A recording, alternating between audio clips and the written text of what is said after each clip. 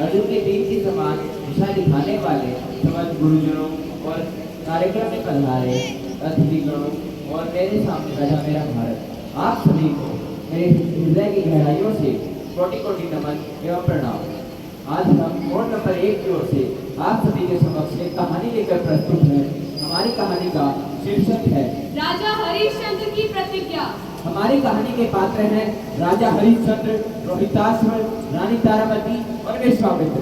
तो पहले हम इन पात्रों से परिचित होंगे। हमारे पहले पात्र हैं राजा हरिश्चंद्र। राजा हरिश्चंद्र वे सूर्यवंशी कुल के प्रसिद्ध राजा थे। वे अपनी सत्यनिष्ठा और धर्मपरायणता के लिए जाने जाते थे। वे अयोध्या के राजा थे जिन्हें सदैव सत्य के साथ देने एवं अपने वचनों पर अड़िग रहने के लिए जाना जाता था। अगले पात्र है रोहिताश्व रानी तारामती और राजा हरिश्चंद्र के पुत्र थे। वह 6 साल के नन्हे अबोध बालक हैं। हमारे अगले पात्र हैं रानी तारामती। रानी तारामती वे राजा हरिश्चंद्र की पत्नी होने के साथ साथ शैत्य देश के राजा की पुत्री भी थी। उन्हें शैत्य नाम से भी जाना जाता था। राजा हरिश्चंद्र के सत्यवादी होने के कारण वे सदैव उनके कार्य में उनका साथ देती।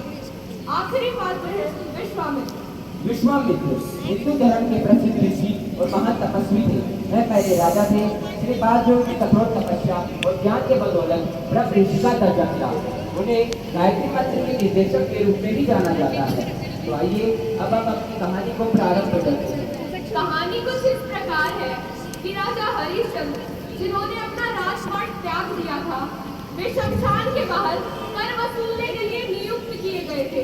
वे शमशान के बाहर बैठे होते हैं, तभी वहां तारामती आती है।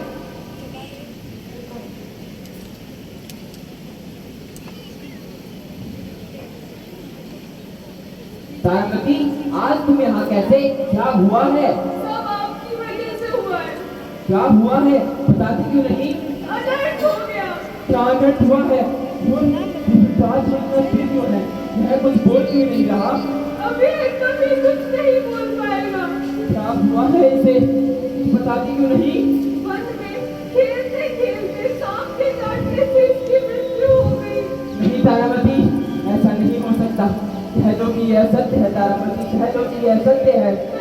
यही सत्य है। हाँ तारामती, तुमने सत्य कहा।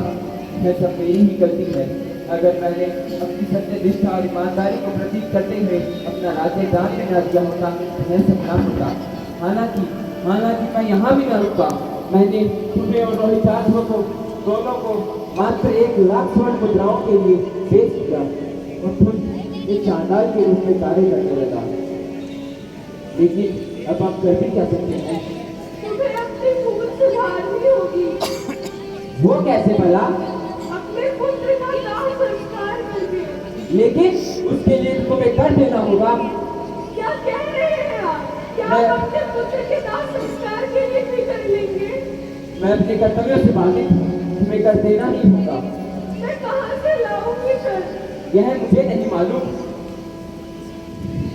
मेरे पास देने के लिए अपनी माँ के गहनों के सिवाय कुछ नहीं है। यह रख लो और मुझे अपने पुत्र का दाह संस्कार करने दो।